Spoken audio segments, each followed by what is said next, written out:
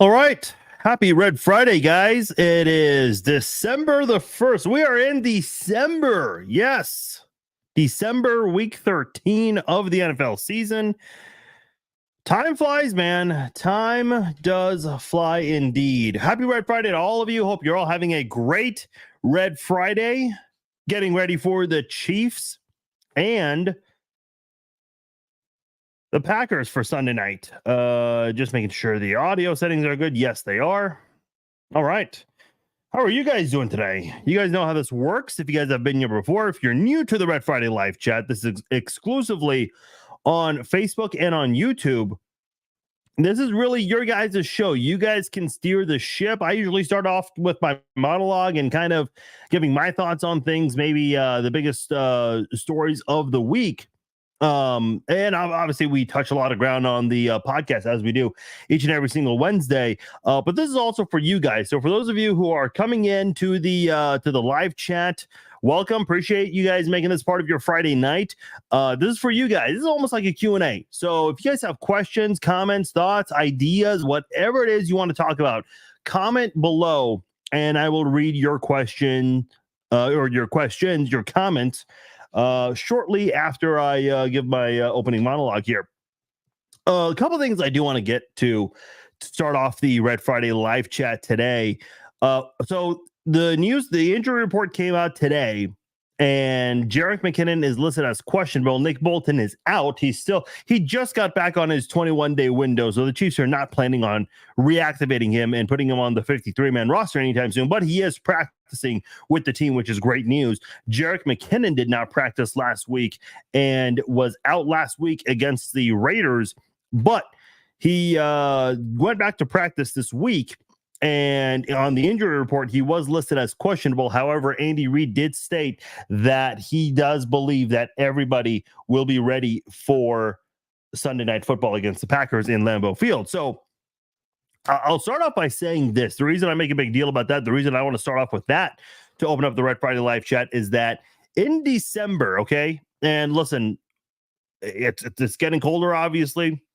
So this late in the season when nobody's 100%, you're going to have some players that suffer late season ending injuries. That's the unfortunate part of the sport. That's just the way things work sometimes. But for right now, the Chiefs are damn near full strength right now. Yeah, they have a couple guys nicked up here and there. That's football for you, man. That's what happens when you're playing a physical sport. And for the Chiefs to be where they are right now, got to feel pretty damn good. Everyone is damn near healthy. You're feeling pretty good. Offense coming off a very good game on the road against a division rival. And by the way, the Chiefs have played the second toughest schedule of the season up to this point.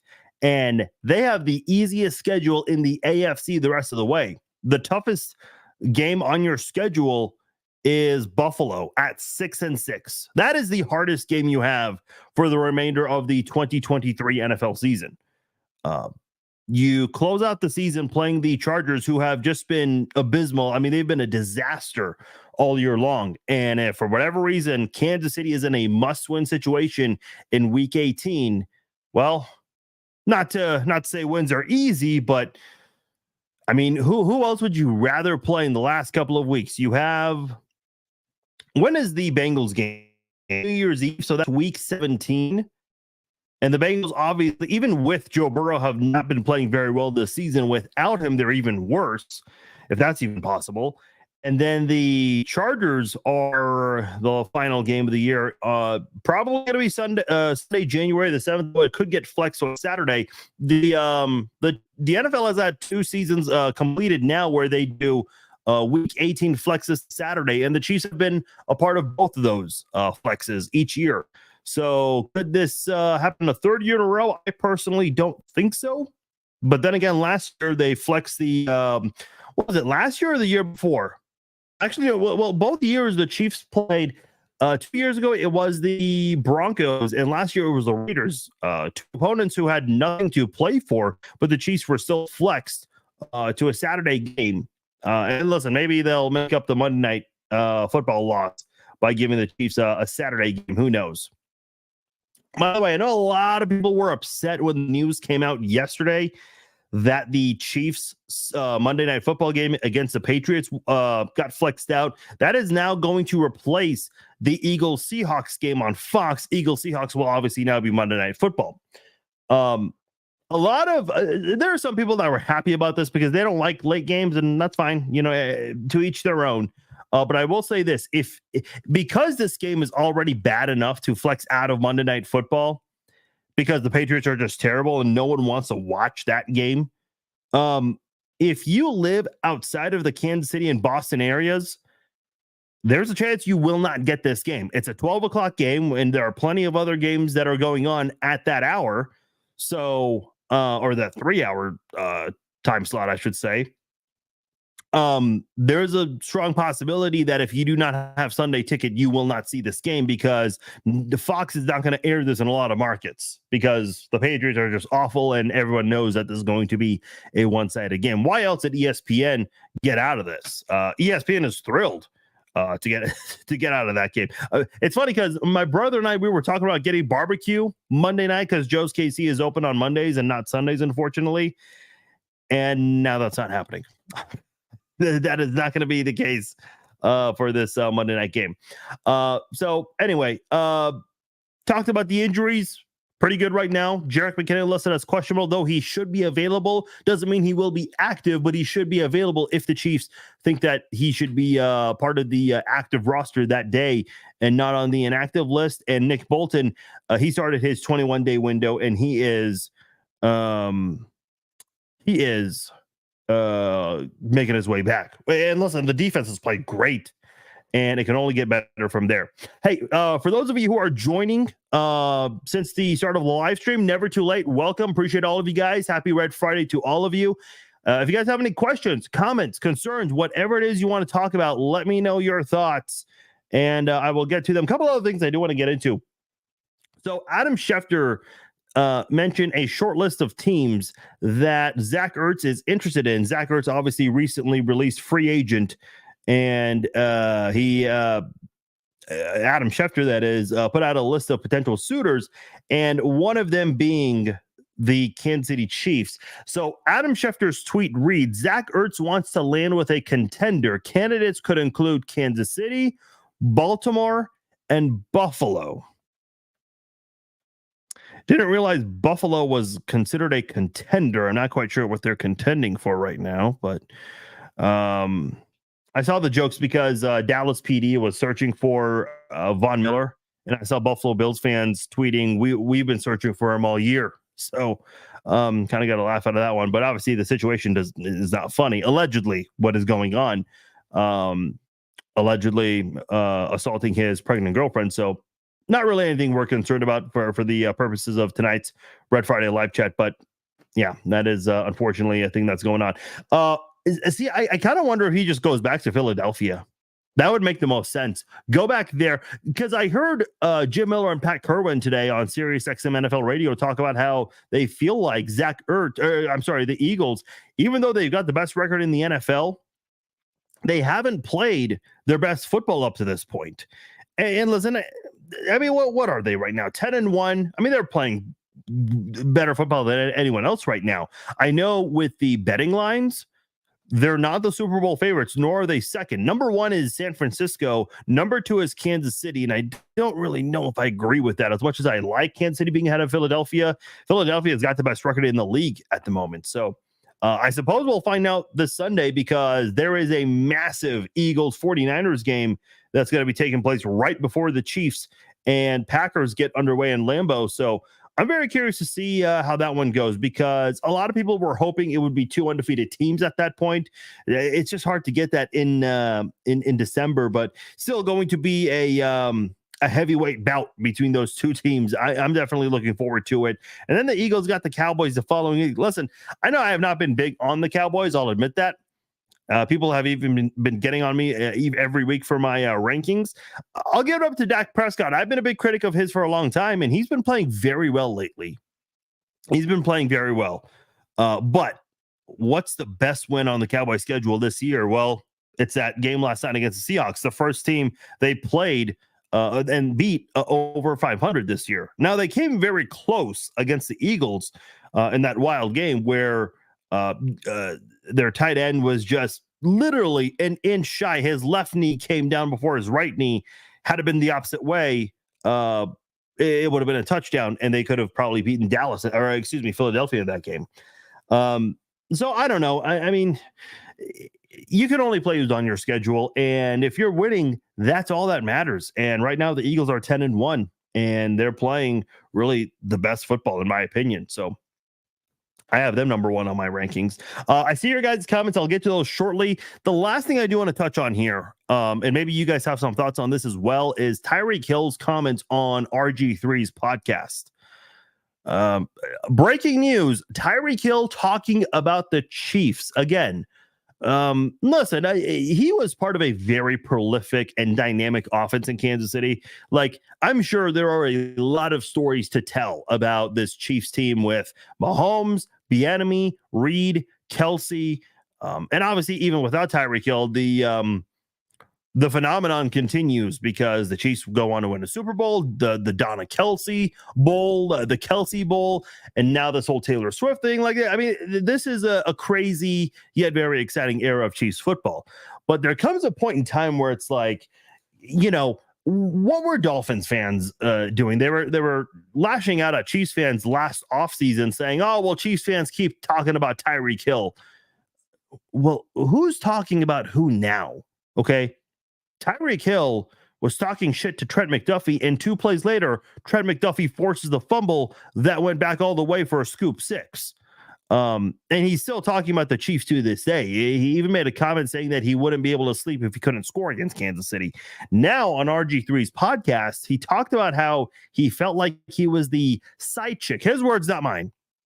The side chick. I've never heard a guy refer to themselves as a side chick, so that was interesting.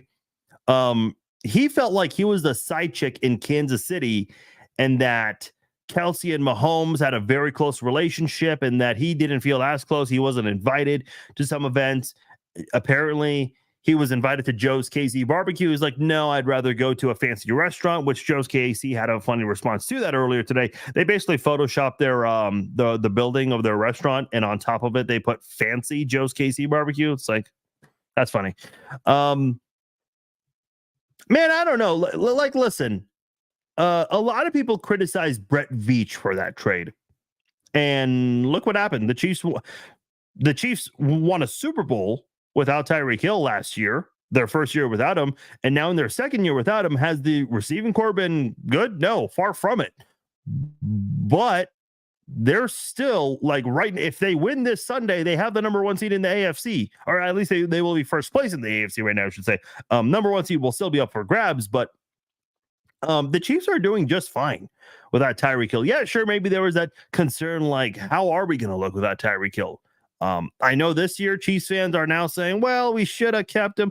Yeah, listen, for as much as the Chiefs offense has not been perfect this year, they're still, they're one of the best teams in the AFC. They beat the Jaguars. They beat the Dolphins. I think, if I'm not mistaken, I think the Dolphins, the 14 points they scored against KC, that's the fewest they scored in the game all year. And this is the team that's supposed to be breaking all kinds of records this year, with individuals and as a team. And the Chiefs, they really just shut that down in Germany. So, to me, it's like, okay, you're talking about jealousy. You've been away from the team for a year and a half now.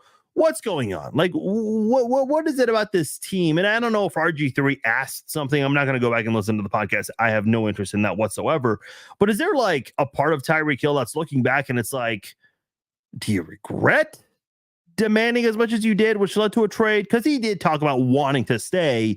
They just could not agree on the guaranteed money. Tyreek Hill has been far more open about the reasons why he left. Whereas the Chiefs, and understandably so, the Chiefs are not talking about that kind of thing. They keep that stuff private behind closed doors. Every team would. But man, it's like, if you're Brett Veach, you have to live and die by the decisions you make. Same goes for Tyreek Hill. You wanted the money. The Chiefs just could not agree on the guaranteed terms with you. Okay, well, you got your money in Miami, and no state tax, I think, is what how he described it. So, you're in a happy place. Miami is where you train anyway in the offseason. So that has to Go and listen. Florida, not the worst place in the world to be, right? But it's like it's still coming around. Like, what's that song in Frozen? Let It Go. Tyreek Hill's not letting it go. So I don't know, man. Yeah, listen, I love Tyreek Hill and everything he's done. I still enjoy watching him play football. It's fun to watching Tyreek Hill play. But it's like, my God, man, you made your decision and wanting to demand that much money. Just let it go, man. Let it go. All right. Gonna get to your questions. Samuel. Samuel's a Raiders fan. I'm not answering his question. No, I'm just kidding, Samuel. You're cool. You're cool. Samuel's like one of the cool Raiders fans on the page.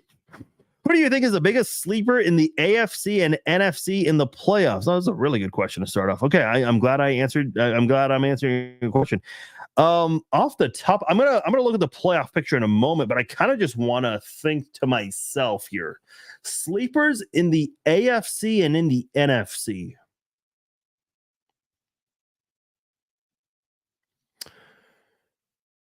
Wow, that's a tough one. I'm just trying to think off the top of my head. Like, who would I think of as a sleeper? I really want to say the Seahawks, but obviously after last night, that's not a good answer. They played well, but it's like, man, that fourth quarter, they just completely fell apart. And look, I know that was a poorly officiated game, but it's like, you still had a big lead and you blew it. I guess you got to go with Dallas at this point. Dak Prescott's been playing very well lately, though I still just kind of have that concern. It's like, which Dak Prescott are we going to get in the playoffs? Because we've seen this time and time again. Before the season, a lot of people were saying Dallas is going to be in the Super Bowl, and I'm like, why? What are we seeing from Dallas that makes us think that every single time? Sleeper in the AFC, Houston is a pretty good team to pick. Denver, you can't really sleep on them. Hey, listen, I'm not here to say, oh well, that loss the Chiefs had isn't as bad anymore. No, it's still a bad look. But I suppose Denver has really figured shit out right now. And I'll tell you what, that game between the Texans and the Broncos, that is going to be a huge game. That could have serious playoff implications. Like, to me, that should honestly be Sunday Night Football. I mean, listen, I love the Chiefs, obviously, and I want them on primetime every single week. But Chiefs, Packers, and I know the Packers are coming off a monster win over the Lions, but Texans, Broncos is way more enticing to me from a football standpoint than Chiefs, Packers. Chiefs, Packers. So those would be my answers right there. I know the playoffs haven't started, but I just answered that question. Jim says Chiefs ought to have a good night Sunday night. The Packers having a rush defense. No, they really don't. But I just don't know if they're going to go run. Listen, I will say this. Isaiah Pacheco was used like a starting running back on Sunday against the Raiders. That was good to see. And not just that, Rashee Rice was used like a number one wide receiver, and that was good to see as well. Travis Kelce said on his podcast, man, he credited Rashee Rice, he credited Sky Moore, he credited the running game. And if the Chiefs can keep doing that this Sunday, like you can have a similar game plan against the Packers like you did against the Raiders, where you try to use your young guys at wide receiver and try to utilize that running back or that running game even more. You're going to have a pretty good game. I'd like to see Isaiah Pacheco have a monster game. Now, the odds of that are low because we all know it's not Andy Reid's MO to run the ball as often. He's done that very, very few times. I think the last time the Chiefs ever went run heavy, do you guys remember in 2020 when the Chiefs played the Bills? It was supposed to be a Thursday night game, but because of COVID, all kinds of crazy shit happened and games got moved around left and right. I think that game got moved to a Tuesday night game or a Monday night game. I don't remember. 2020 was weird. But anyway, that game, the same day the Chiefs signed Le'Veon Bell, which he obviously didn't play that day, but the Chiefs just went absolutely berserk with their run game that day, where they just went run heavy the entire night. And I think it was like, I remember Joe Buck saying it's the most rushing attempts by the Chiefs in the Andy Reid era. I wonder if they do that in this game. Why not? You know, I don't need Patrick Mahomes to throw 3-4 touchdowns, 300 yards. It hasn't been that kind of a season anyway for the Chiefs passing game. So let Isaiah Pacheco take over in this one. Why not? Charlene says she's happy it was flex. Yeah, like I said, to each their own. I can understand that. I'd say the Patriots will still keep it close with us. I hope that's not the case, but we have a good way of making games closer than they should. And that is a fact, unfortunately. Nathan, you are right about that. I think Belichick can devise a good game plan. And by the way, recently, the national media has been talking about Andy Reid versus Bill Belichick. And I think the argument for Reid is that Belichick needed Brady in order to succeed. Post-Brady era, Patriots had a little bit of success, but have not been the same, really. And before that, Belichick did not have a respectable coaching career. Whereas with Andy Reid, yeah, he's had a couple of bad seasons in Philadelphia that led to his exit. But outside of that, and maybe that 1-5 start in 2015, Andy Reid has won with whoever: McNabb, Vic, Smith, Mahomes. Like Andy Reid finds a way to keep that. And by the way, he's had great running backs too, like Brian Westbrook, LaShawn McCoy, Jamal Charles. Even though Jamal Charles was not Andy Reid's pick, he turned Jamal Charles into an even better football player. Kareem Hunt, even Spencer Ware was one of the better pass catching running backs for a little bit when Andy Reid was coaching him. So I don't know, man.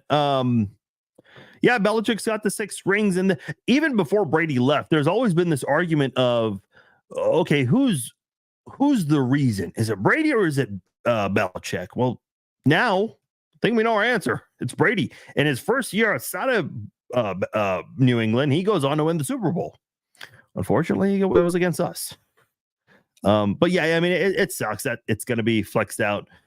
Christopher says, I am pissed. I am going to the Patriots game. Good thing my hotel had rooms available. See, this is the thing that I think is fucked up. Like, okay, you want to flex a Sunday afternoon game to a Sunday night? Fine.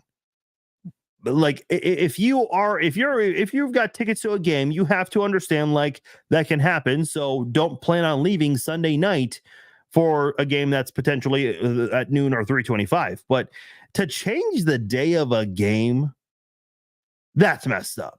Like, you're just now fucking your fans over with this kind of thing. There was talks about this with Thursday Night Football. There was also a rumor that this would possibly happen to the New Year's game against the Bengals. Though, given the situation the Bengals are in, I don't think that's going to happen. But that was a possibility that a lot of people thought this could have been flexed to a Monday Night Football game. So, and that is just going to be on a Sunday. It is New Year's Eve. Hold on. Week 17 NFL. Is New Year's Eve just like a regular Sunday set of games?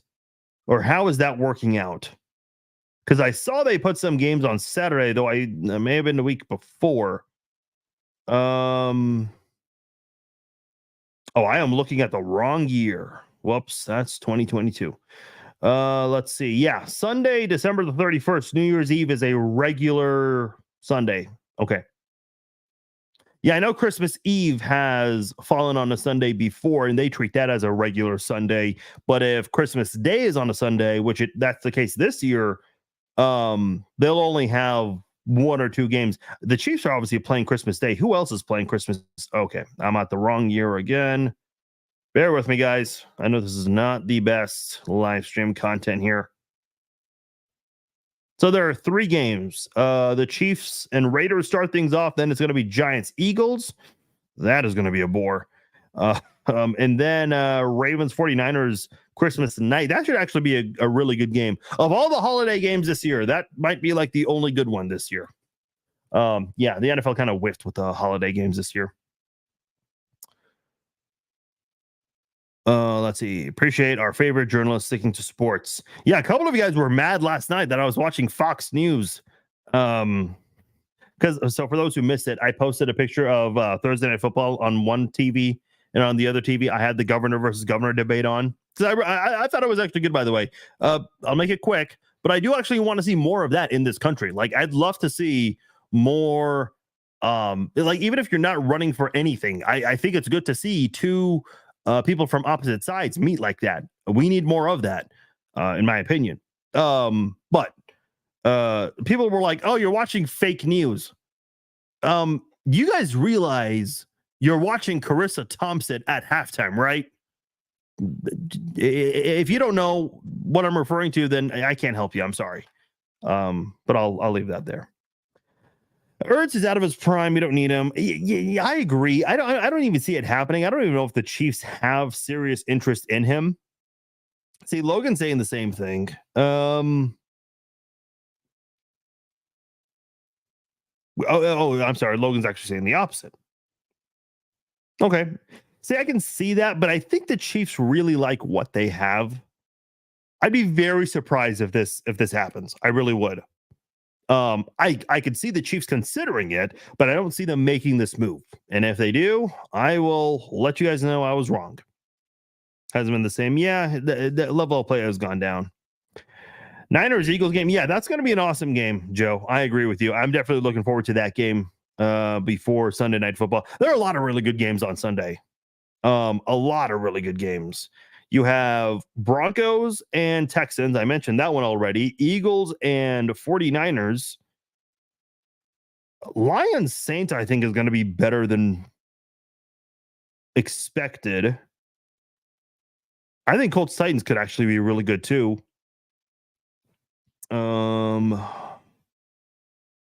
Rams, the Browns, maybe. So, yeah, you got some really good games this Sunday. And a lot of them are 12 o'clock games too, excluding Eagles Niners.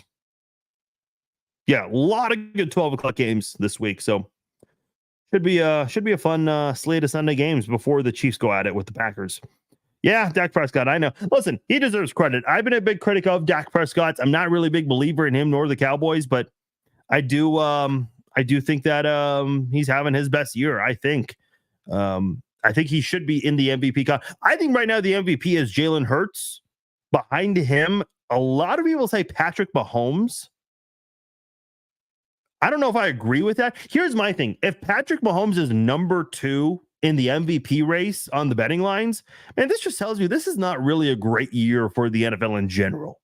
Because usually at this point in the season, you can point out 1, 2, maybe 3 guys who are like serious contenders to win MVP. But when it's Jalen Hurts and then Mahomes, I think that just tells you right now how wide open it is. So there's still a chance. I think some of that could be based on trajectory too. Like they think Mahomes could maybe go off in the final 6 weeks of the season, possibly. But I think right now, number 1 would be, like, if I had a vote, I would say Jalen Hurts. And if I had to vote for a second person, it'd be Dak Prescott. They already played Gray and Travis together on the field, so Ertz and Kelsey would be. Oh, I'm sorry, I already read this one. I could see Zach Ertz going to the Ravens, but with Kelsey being questionable for retirement, maybe the Chiefs will sign him. That's a long shot, though. Yeah, if they sign him right now, it wouldn't be for a long-term deal. It would be more short-term to try to finish strong. Tyreek Hill felt like the third wheel. Yeah, this Tyreek Hill thing, man. Yeah. I don't know. It's like at some point it's like, okay, what's that song? Who sings this song? Not Leave the Memory. Fuel. Like, leave the memories alone and just kind of like let it go. There's a second song in there. I don't know, man. I don't know. And by the way, like Chiefs fans, it's weird with Chiefs fans because they were annoyed with all the announcers bringing up Tyreek Hill because it went from how are they going to do without Tyreek Hill to wow, how are they doing this without Tyreek Hill? And in the Super Bowl, it's like, how did you get here without Tyreek Hill? And now this year, Chiefs fans, after being annoyed with all the Tyreek Hill commentary talk last year, Chiefs fans are now saying, oh, well, we should have signed Tyreek Hill. It's like, okay. Come on. And by the way, I've heard some people in the national media say this because of the Marquez Valdes-Scantling drop. What have a lot of people been saying? Well, the Chiefs should have signed Tyreek Hill. It's like, first of all, Tyreek Hill was dealing with a lot of drops his final year as a Chief. Second of all, Nobody was saying this when the Chiefs won the Super Bowl last year. Okay. So you can't go from watching the Chiefs win the Super Bowl and not saying anything in the month of January and February last year to, 8-9 months later being like, oh, yeah, they should have signed Tyreek. Okay. Make up your mind. Should they? Should they have not? Yeah, they should have. Would have been nice. You still would have had him, but at the same time, I think the pieces that you have, especially on the defensive side, you would not have this great defense you have if it wasn't for that Tyreek Hill trade. Look, I mean, listen, I love the guy too, but it's like, dude, are you trying to throw out blink twice if you're in trouble? You want to come back, blink 3 times if you really, really want to come back, and maybe we can have a similar trade. Like, I don't know. Yeah, a lot of Tyreek slander. Yeah, see, this is my thing. It's like you won the Super Bowl without him. You have a good shot at winning again without him. Like, I think a part of Tyreek Hill, it's like, I think he's kind of like looking back, thinking, "Oh, I fucked up. Like, I maybe should still be there." Travis Kelce, and I don't think he meant this as a shot to Tyreek Hill, but what was he on the cover of Vanity Fair? I think it was. He's been on the cover of a lot of things lately. But when you do a cover shoot, you also give an interview, and he mentioned Tyreek Hill moving on and getting 2 to 3 times more what he's making. And Travis Kelce's like, I don't care about the money. I care about succeeding with my team, which you really do appreciate players when they say things like that, because in sports today, in the NBA, in Major League Baseball, in the NFL, what do you hear about in their off seasons? How much money guys end up making.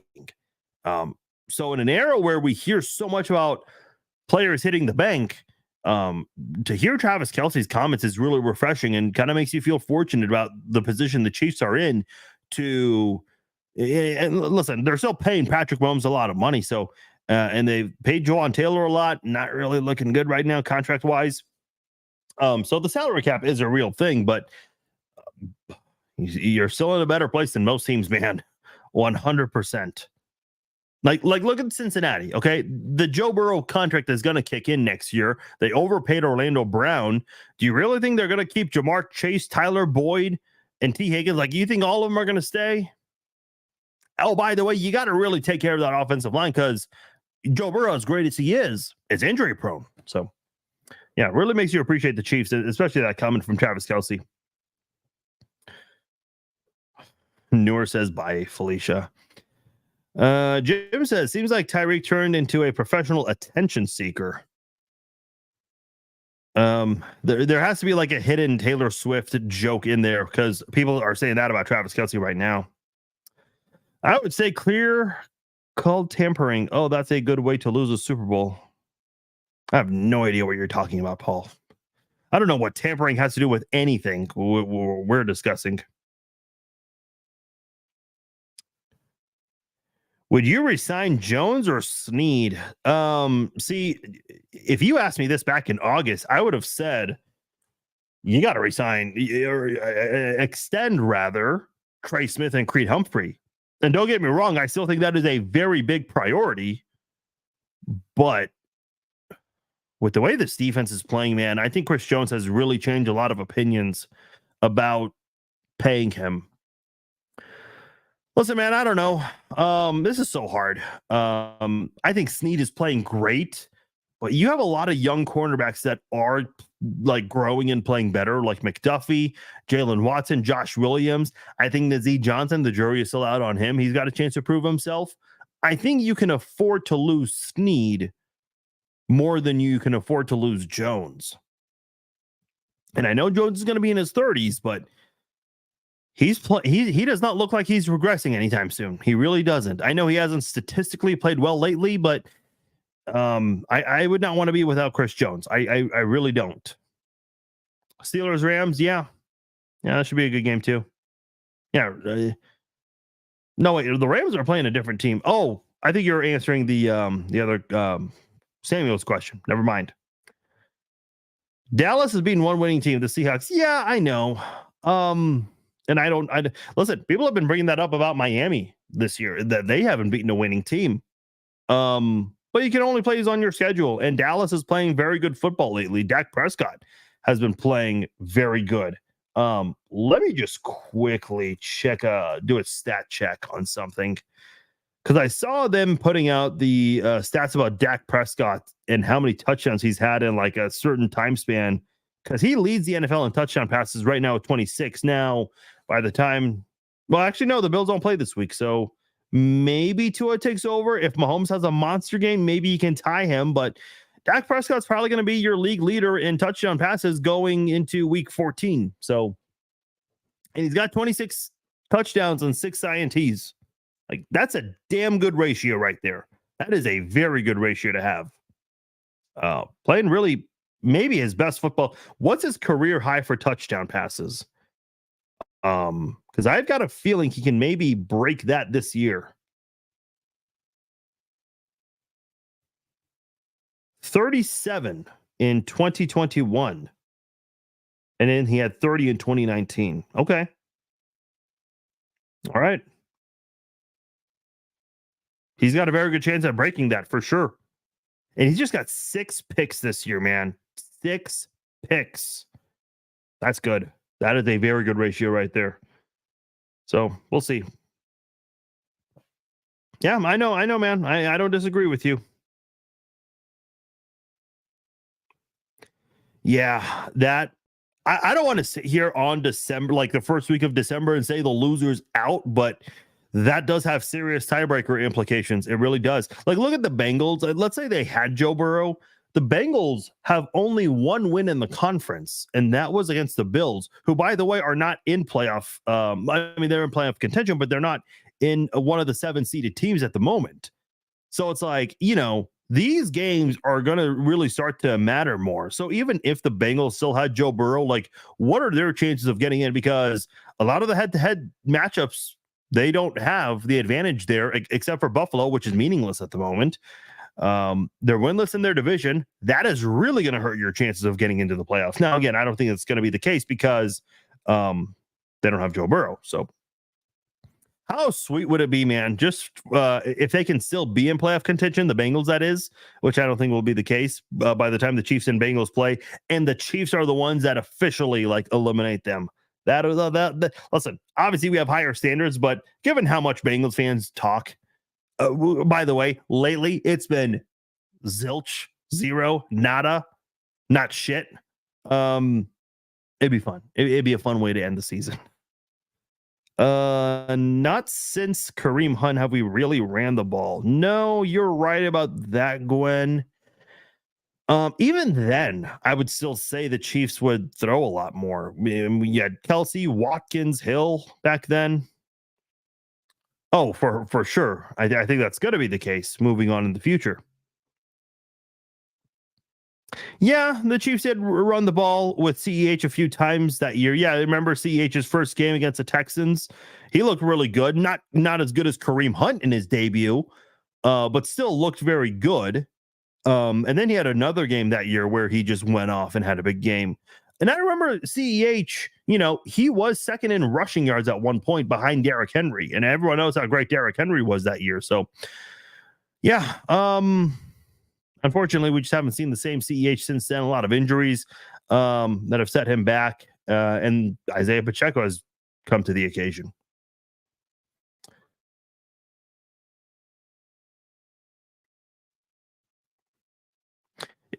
Okay, you're right. But how much money are you really making? Like, how much money were you going to lose prior to flexing out of these games, but changing like more than 24 hours of a difference here? I did see Charles Goldman make a point saying that the positive is the Chiefs get an extra day to prepare for the Raiders on Christmas, which I don't really think you need that, but hey, can't hurt. Can't hurt, I suppose. We got to get good production from Pacheco, but the other as well, I don't know. Yeah. Jerick McKinnon, like a lot of you guys are saying, well, the Chiefs have been using Jerick McKinnon as well. I don't know. I still think, and I know he's hurt right now, but if he's available, man, I'd like to see the Chiefs start using him, because we know what damage he can seriously do. Brady was right with one thing. There is a lot of mediocrity in the NFL right now. Okay, yeah, he is, but does Brady not recall the season he had last year? I mean, come on. And by the way, like, talking about mediocrity in the NFL and maybe how soft the game has gotten, Alex Smith was right about one thing where he said that Tom Brady benefited from playing in the easiest division in the 2 decades, almost 2 decades, Brady was in New England. And by the way, Alex Smith said that, and who was sitting to his left? Teddy Bruschi, a longtime teammate of Brady's. Who else was in that room? Randy Moss, who also played with Tom Brady. Who else was in that room? Rex Ryan, who coached against Tom Brady as a member of the Jets and the Bills. None of those guys pushed back or were upset about it. Because usually when you make a comment like that, it's easy to get offended about that kind of thing. And by the way, I'm not saying there's anything wrong about taking advantage of an easy division. The Chiefs aren't taking advantage of being in an easy division. And I know people keep, I know I keep going back to Cincinnati fans, but before the Burrow injury, they were bragging about the fact that the Bengals were last place in a tough division, which I don't know what kind of flex that is. I'm not smart enough to really know, but if you guys are smart enough to know what kind of a flex that is, please let me know. But the Chiefs have played the second hardest schedule in the NFL up to this point. It's not like they've just been playing worms in cans up to this point. No, they've been playing some of the best teams in the NFL this year. So yeah, the Chiefs are in an easy division, but it's not like they're getting away with easy games all year. No, not at all. Rashee Rice will be a household name in about 8 to 9 weeks. Well, you're talking a deep playoff run at that point, Patrick. So I damn sure hope so. No, in all seriousness, it's like Rashee Rice. I think the things that Rashee Rice is doing. By the way, I don't know. I have a question for you guys. I'm almost caught up on the comments, and I'd love to hear your guys' response or answers. Who does Rashee Rice remind you of? And I would like it if you guys could compare him to another former Chiefs receiver, because I've already mentioned the name before. So if you've heard me on the podcast say this, you know my answer. But I'd love to know, like, who does Rashee Rice remind you of compared to other wide receivers in Chiefs history? I'd love to know your guys' answer to that. I'll read some of those in a moment. Yes, for sure. See, this is my thing, bud. I agree with you. He was awesome last night. He's been great lately. But again, I just don't know which Dallas Cowboys team is going to show up in the playoffs. And I'm not counting that playoff. I know they got a playoff win over the Bucs. A lot of teams could have beat the Bucs in the playoffs last year. A lot of teams could have done that.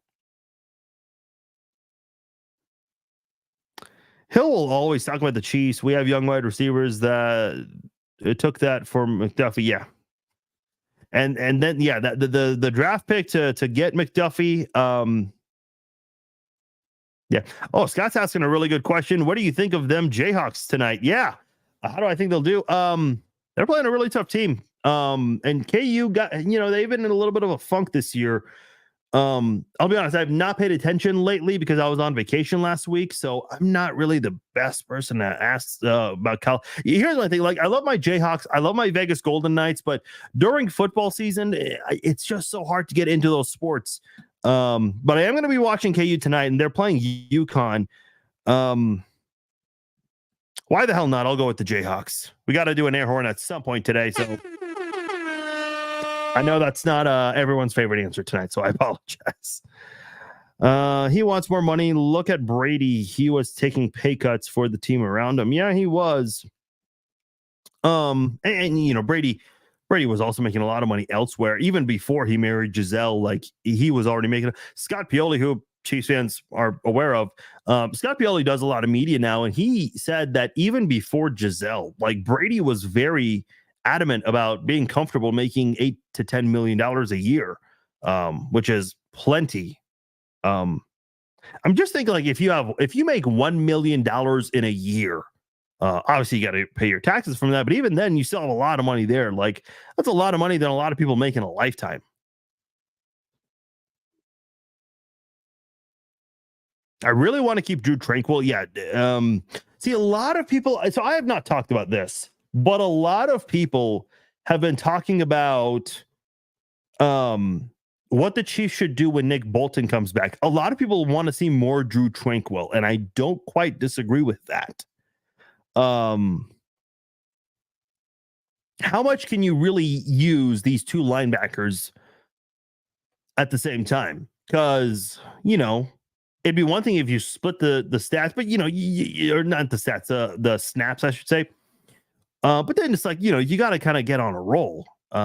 Splitting snaps is not really a solution. Yeah, sure, it might keep those guys fresh, but maybe too fresh. And that's not really the best thing, though staying healthy is not bad either. If they both keep playing well while sharing the load, the snap load, great. Then you've got the best problem that a lot of defenses would want to deal with.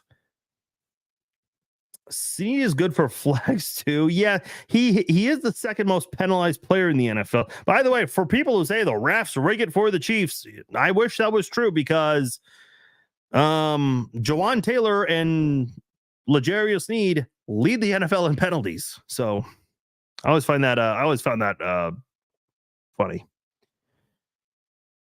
The thing missing with Tyreek is the deep pass touchdowns. Fact. The Chiefs don't get the quick touchdowns anymore. They don't need Tyreek for that. They just need to get a speed guy if they want that element again. See, I think they have that right now. They have that in Marquez Valdes-Scantling. Again, I know not a popular name there. They have that in McCole Hardman. They have that in Justin Watson. They have that in Richie James. So it's not like they don't have it, Anthony. It's just the overall body of work is not there at that wide receiver group right now. Maybe Rashee Rice could be that guy. I don't know. He's still growing, but even while growing, is playing well. And listen, if we're comparing him to the other wide receivers, it's not really the best comparison to make because the Chiefs wide receivers are not playing well this year. You guys already know this. But I think, if the NFL draft was today, what's Kansas City doing? Well, it's either going to be a left tackle or it's going to be a wide receiver, opposite of Rashee Rice, 100%. And I think you got to consider Justin Watson to come back. Yeah, Justin Watson had a couple of drops on that Monday Night Football game, but he also had a touchdown in that game. He also has been one of the few guys helping move the chains through the air. He also had a touchdown last week against the Raiders, too. A really cool one, too, where he went up to Spillane and started talking shit to him, which I thought, by the way, penalty, full on worth it. By the way, tomorrow, Saturday, which is fine day for the NFL, I'm a little worried about Travis Kelce because he seemed to have, it almost looked like he need unintentionally one of the Raiders defenders trying to get him off somebody. I can't remember who, Pacheco or whoever it was, but I don't know. I'm a little worried. Okay. See, Lamont said Dwayne Bowe with better hands. That's my answer. Rashee Rice does. See, Anthony said a lot. Okay. Wow. A lot of you guys saying Dwayne Bowe. I thought we were going to get different answers. Okay. So I guess you guys are seeing what I'm seeing. Okay, good. Yeah. I do see a lot of Dwayne Bowe in Rashee Rice. And by the way, what was Dwayne Bowe's height? Was he 6'2"? I've gone over this before. So Dwayne Bowe's 6'2". Rashee Rice. What's his weight? Dwayne Bowe, that is 221. Yeah, see, Rashee Rice is an inch shorter and is about 15 to 20 pounds lighter, which is pretty good for speed purposes. But look at Kansas City. The wide receivers they've had most of the time in the Mahomes era, not a lot of tall guys. You bring in Juju last year and MVS last year. Rashee Rice, you draft him. But before that, who'd you have? Tyreek Hill, small, but obviously one of the best receivers in the NFL. McCole Hardman, I know his production consistency has been a problem, but when he has done damage, he's done some serious damage to opposing teams. Smaller guy. DeAnthony Thomas, kind of like McCole Hardman in a way, where smaller guy, production level was not there, but when he did do some things, he did a lot of damage. Small guy. Byron Pringle, same thing. I think Demarcus Robinson. What was Demarcus Robinson's height?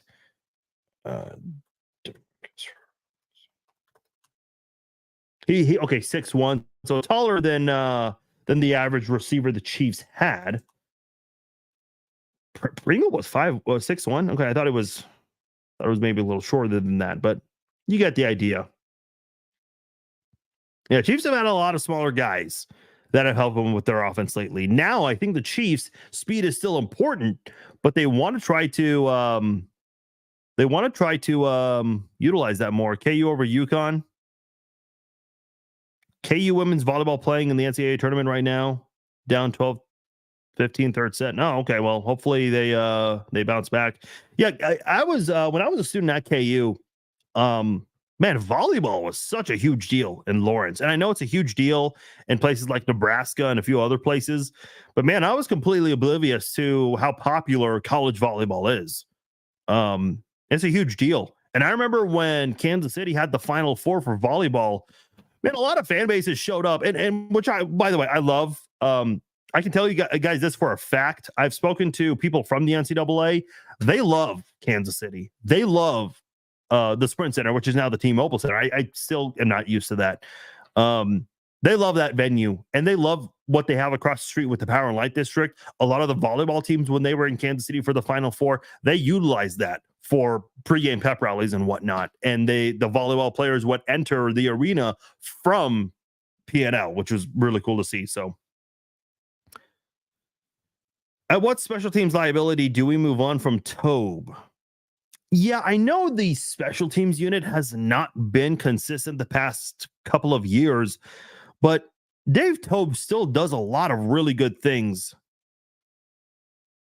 with this Chiefs unit. I don't know if I would ever want to be without Dave Tobe. He's done a lot of great things. Again, I know special teams has not been the most reliable lately, but I would still rather have Dave Tobe than not Jeff. And by the way, Jeff, if you want to elaborate on some of those liability issues, you please let me know, because we are going to wrap up soon. Tony says sit Leo Chenal and play Bolton and Tranquil. See, Leo Chenal, man, he is such an underrated player. I think he's got 6 or 7 tackles for a loss right now with the team. I hope the Chiefs can find a way to still use him, because that dude is a beast.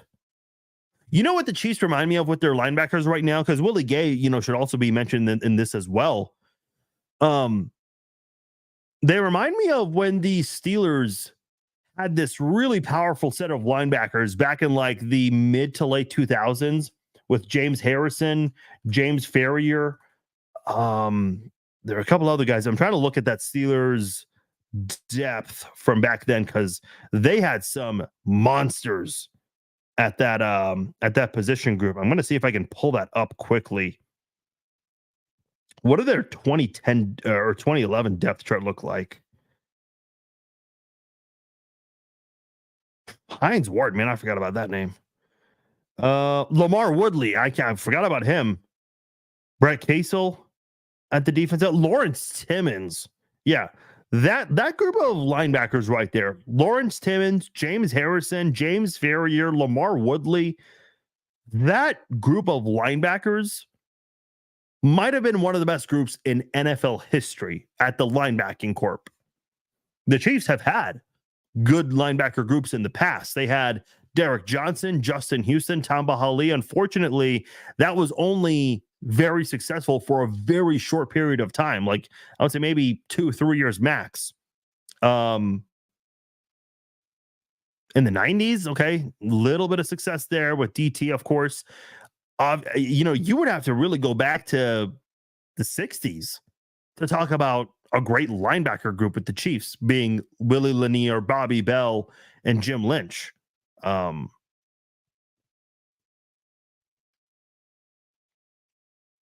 think the Chiefs are really going towards that, though, with Willie Gay, Nick Bolton, Drew Tranquil, Leo Chenal. Like, we keep talking about Chris Jones and offensive linemen, L'Jarius Sneed.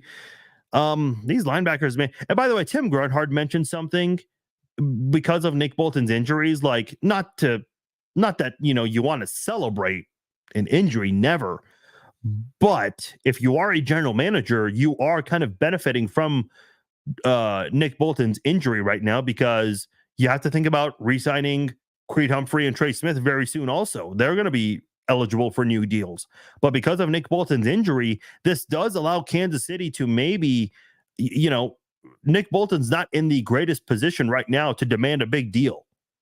Maybe he plays that final year of his rookie contract, and you can go and re-sign Chris Jones and see if you can still extend Creed Humphrey and Trey Smith. It does kind of give you that. Oh, there goes my light there. It does give you that that advantage. Yeah, a lot of you guys comparing him to Dwayne Bowe. His ass needs to be fired ASAP. Who are you talking about, Josh? That comment was from 5 minutes ago, so I don't know what I was talking about 5 minutes ago.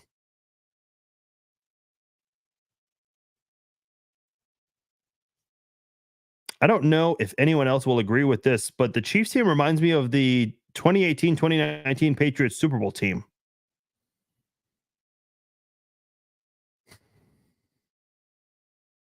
That is such a hard comparison to make, because the Patriots offense is just different from the style that Brady would or had ran with the Patriots and with the Bucks. So I don't know if I agree with that comparison so much. Elaborate on that, Anthony, before I sign off here, because I would love to hear maybe an elaborate answer on that as we are winding down with the Red Friday live chat. By the way, shout out to you guys. Friday night, y'all have better things to do, I'm sure.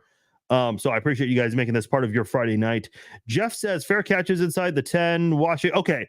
See, okay. You're spot on with this. Like McCole Hardman fielding a punt at the 1. Like, what are you doing? What the hell are you doing? The Sky Moore situation last year. Yeah. I remember when the Chiefs and Rams had that insane Monday night football game. Tyreek Hill was not lined up properly. He was not ready for the booming punt that was coming at his direction, to the point where Hill was running backwards, almost like he's catching a pass from a quarterback. His momentum carried him into the end zone, which obviously you cannot take a knee there. Otherwise, it's a safety, obviously. And I still remember the crowd reacting to Tyreek Hill pretty much running into the end zone and then having to run back and dealing with all these defenders coming in trying to destroy you. That has been frustrating. I will give you that.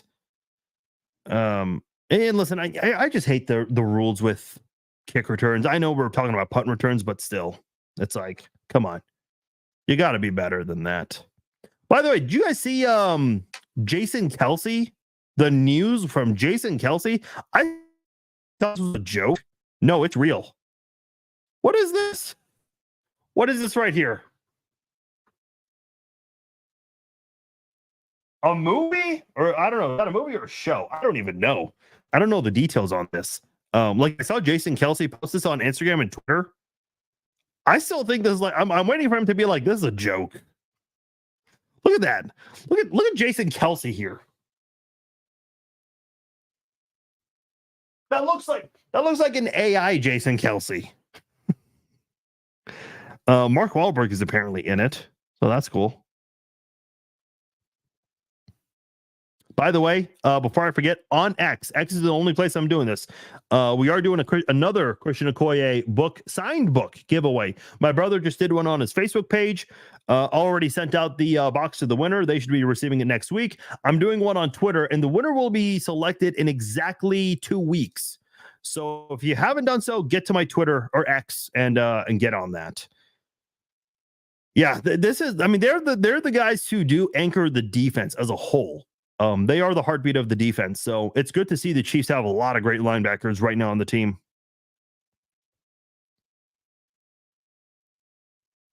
Rice reminds you of Dexter McCluster. That's an interesting answer. I don't know if I agree with that, because Dexter McCluster was small. Would have loved to see him play more in Andy Reid's offense, because I thought his best year as a special teams player and as an offensive player was in the 1 year he played with Andy Reid in 2013. Would have been so cool to see more of Dexter McCluster in Andy Reid's offense, but unfortunately, it's a business. He made the decision best for him. but it's an interesting comparison. I don't know if I agree with it, Nathan, but nonetheless, I did. Unfortunately, I'm gonna have to find one, because here's the thing. In Mexico, they have. That's where I'm going. In Mexico, they have 3 Fox Sports channels. They also have games on CBS, but it's weird.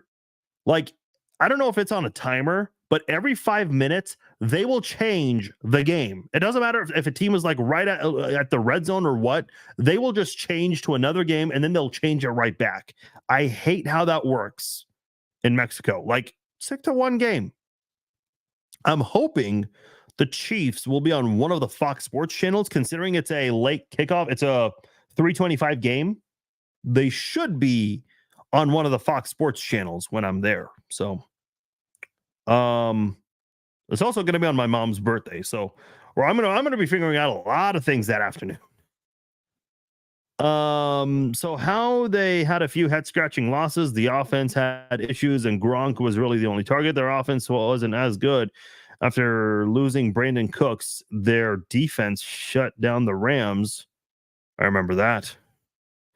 They had led by a young running back, Sony Michel. Sony Michel. Remember when he was good his rookie year? I remember Patriots fans just losing their minds at how he had a major setback his second year. Okay, Anthony, I'll give that to you. I can see that. I can see that. Yeah, I mean, I still stand by what I said, that the offenses are very different, but I get what you're saying. Yeah, receivers were not the best. Man, that was just such a frustrating Super Bowl to watch, because the Rams scored 50 on us. I mean, we scored 50 on them too, but then they only scored 3 in that game. What was the score to that game? 13-3, something like really low. And then Edelman won Super Bowl MVP in that one. And then the Patriots beating us the way they did. Obviously, the D Ford offsides, that gets a lot of attention still to this day. Allowing 13 of 19 third downs, never good, including in overtime, 3 third and long conversions in overtime. That's never going to help. That is never going to help.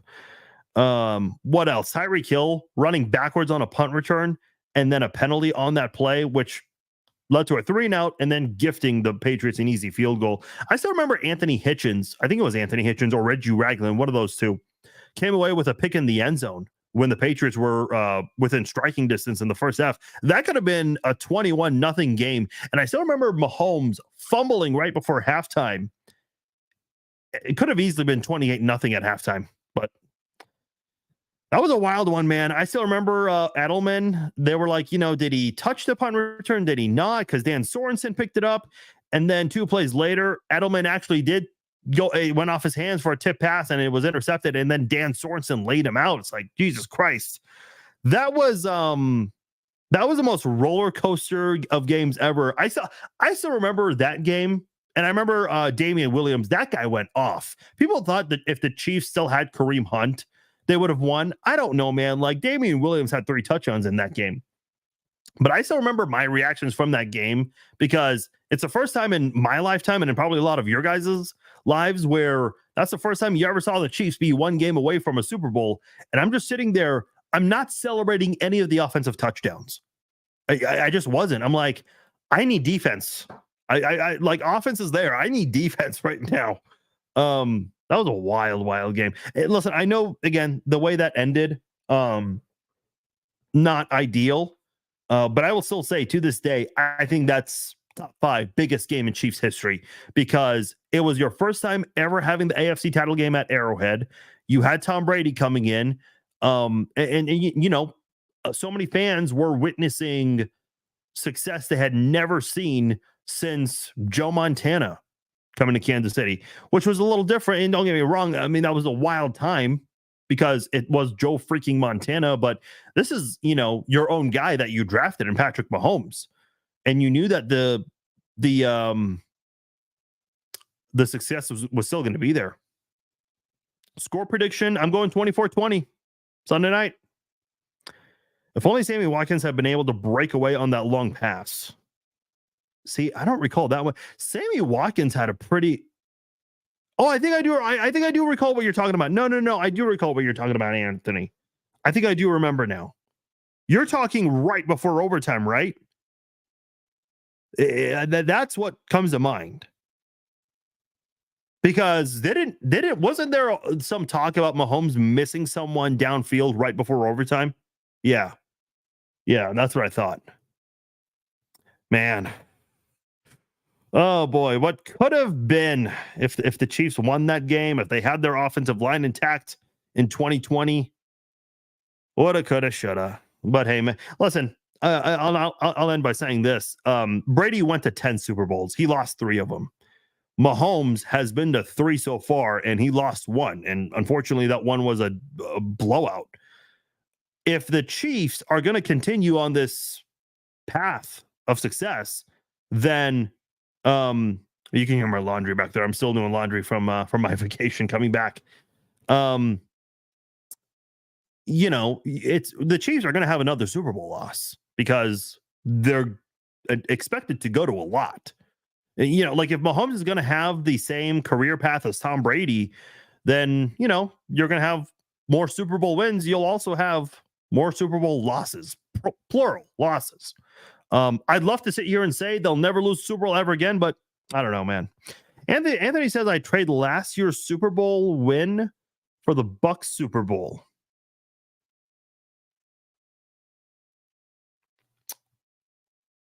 Going back to back would have been sweet. I don't know, man. Everything happens for a reason. I would say last year's, like the first Super Bowl win with Mahomes was special because it was like no Chiefs fan has seen it before unless you're like in your 50s. It was Brady. Yeah, okay, I get it. I get that part.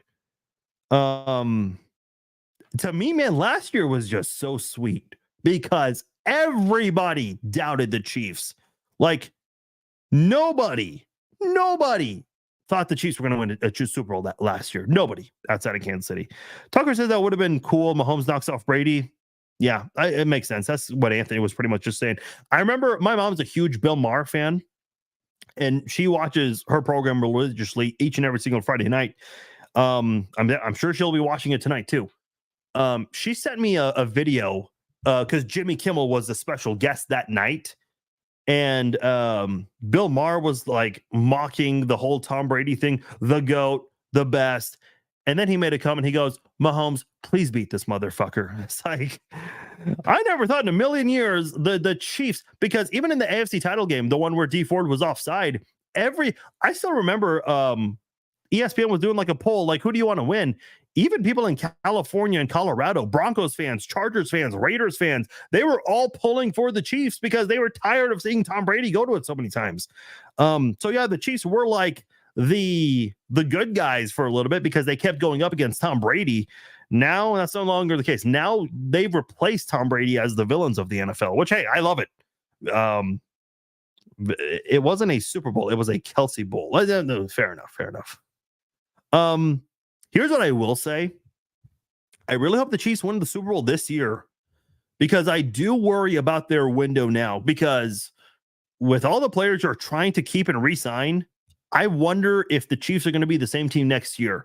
I'm not saying they're going to be terrible, but I can see them going a few years without a Super Bowl win, kind of like Tom Brady did for a little bit. I think Tom Brady went 10 years before going on another three-peat with the Patriots. Not consecutive three-peat, but you got the idea, winning 3 Super Bowls. So, yeah. I do think that the group with this, the window with this group is closing. I really do think that.